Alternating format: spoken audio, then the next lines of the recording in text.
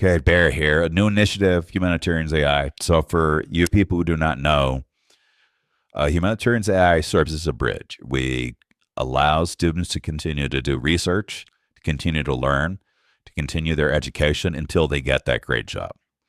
I'll have other videos on the importance of international students to funding universities. They are the lifeblood of universities.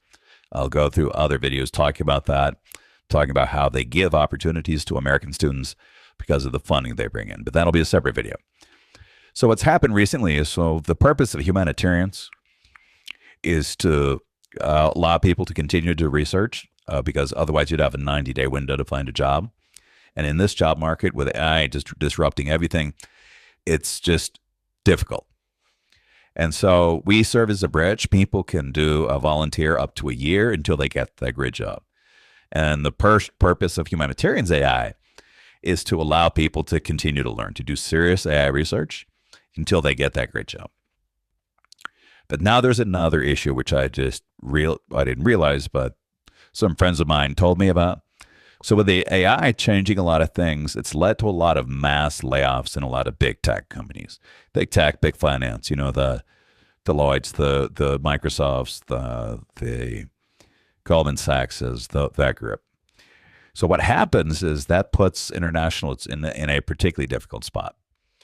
Because what happens is if they're no longer with the company and they're under H-1 visa, they have 60 days to find another job, which pays sort of roughly what they've been making, which now in this case is a fairly high bar because they're working at sophisticated companies for sophisticated jobs. So this has happened to a few people that I know. And so my sort of response to things is to try to fix them. So here's my approach to do something about this issue. It's called 80 days to stay. The 80 days comes from a lot of these companies give people a couple weeks notice, which is proper. And their last day is, in a couple weeks. And then they have 60 days after that, a couple weeks. So this turned out to be 80 days. 80 Days is also reminiscent of one of my favorite books, 80 Days Around the World. It was a brilliant book. And so this is my Phileas Fogg adventure. So what can I do in 80 days to help this group of students? So here's day one. So the problem the way I see it, and any international student or anybody who understands this world is more than welcome to comment on this video.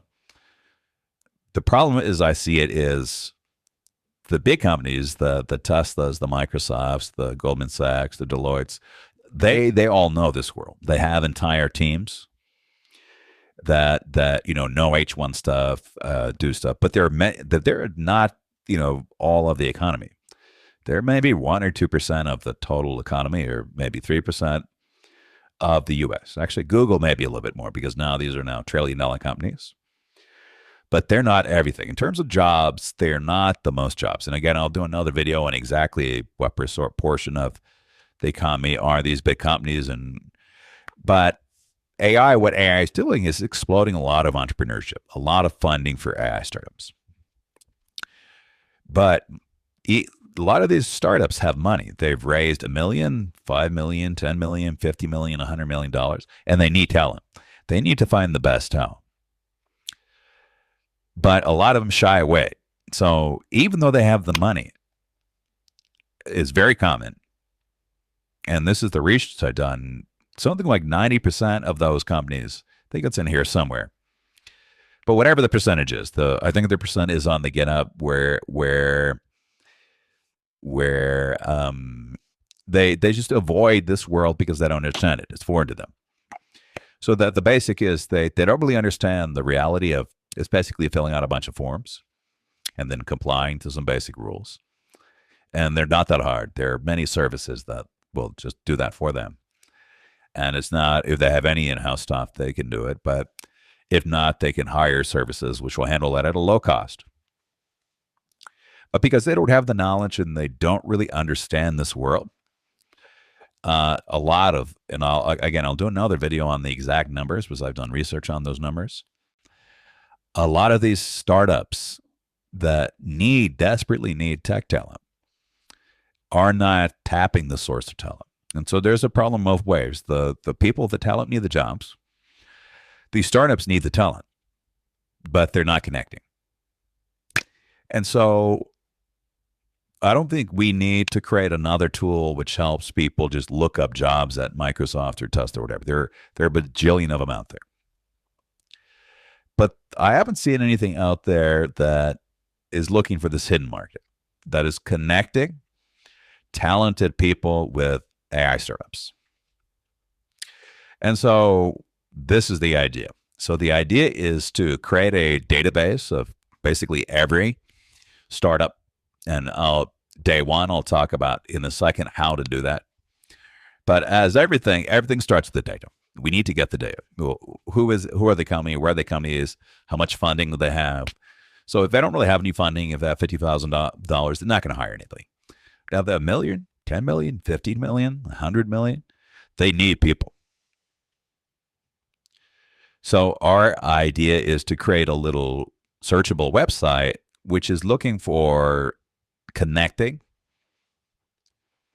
these startups with talent, and particularly international talent, including giving them information about the visa process and the companies that could basically just handle that for them.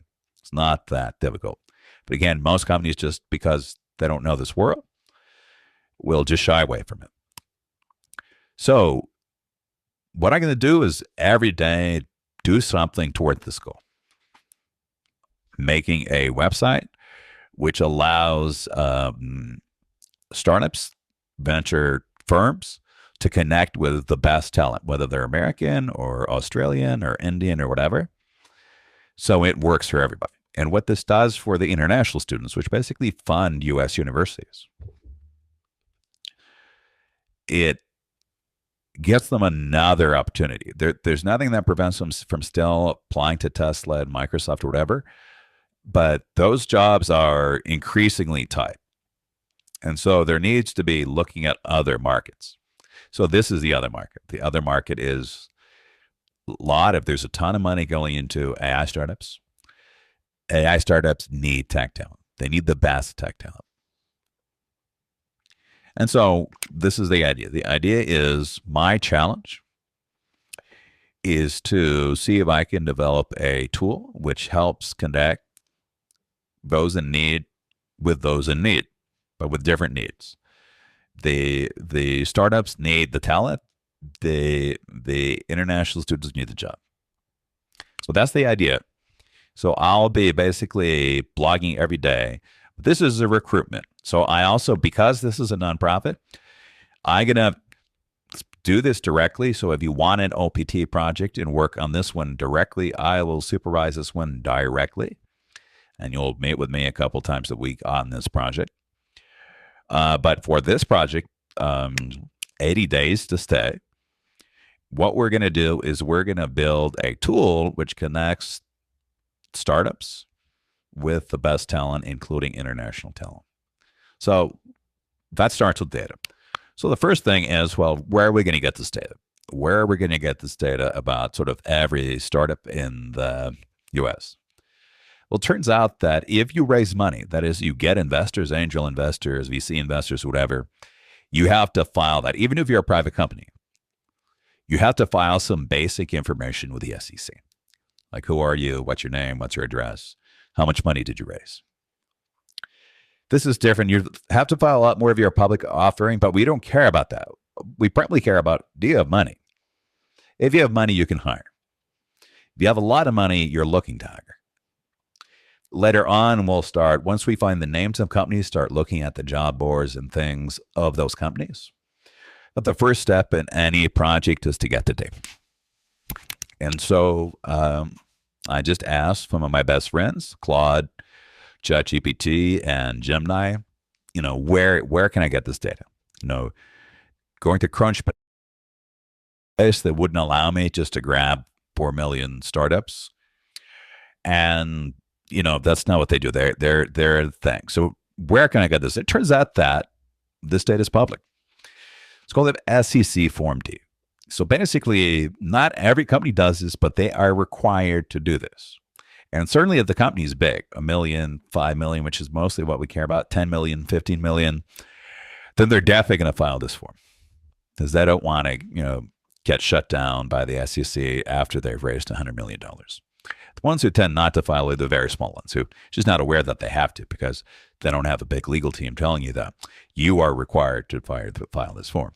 Nevertheless, this form is very easy to get the data. So basically, we just download the data. So let's talk about, just the school government. So basically, it's an XML files. And we just click download, download, download, download, and then parse the XML. So that's tomorrow's task, is to look at the data in more detail and see what's there.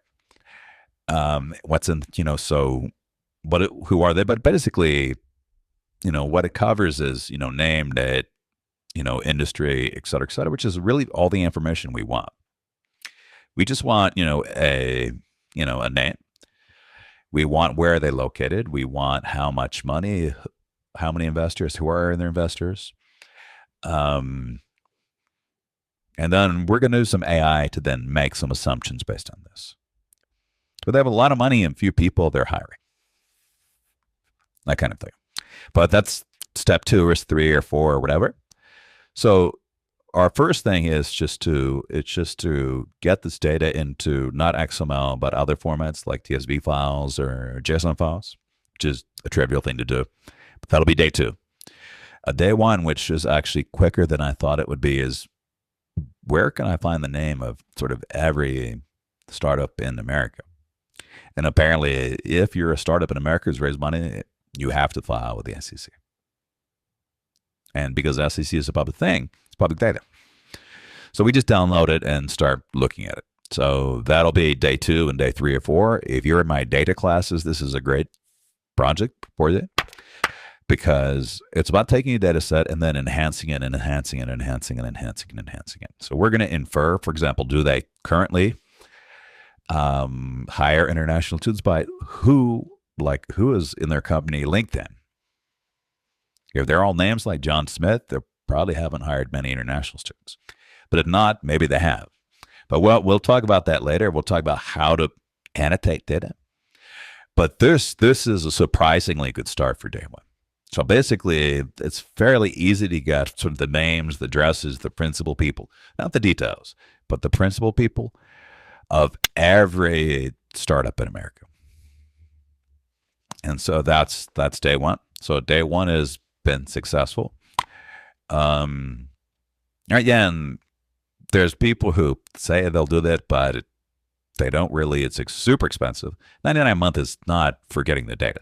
$99 a month is for like typing in a few things and getting a couple thousand back in an Excel sheet. LinkedIn, you have to subscribe, AngelList, don't allow. But this is what we want. We have the investor count. We have the fact that this is the government. People are not going to lie to the government, and they might make mistakes, but people are not going to willingly lie on a form. So that's problematic. Who are the founders? All U.S. companies must do this if they raise money. Well, if you're a U.S. company who's raising money, you got to do this. Once you've raised money, if you haven't raised any money, then you don't have to do it. But if you're actively seeking investors to invest in your company and then they invest something, even angel investors, you have to file this form. Of course, not everybody does, but we don't care really about everybody. We care about those who at least $1 million in funding and probably $5 billion in funding and more. So that's day 1. This is a project that you can join, to help, my goal of creating this thing in the next 80 days. Okay, that's it. Take care.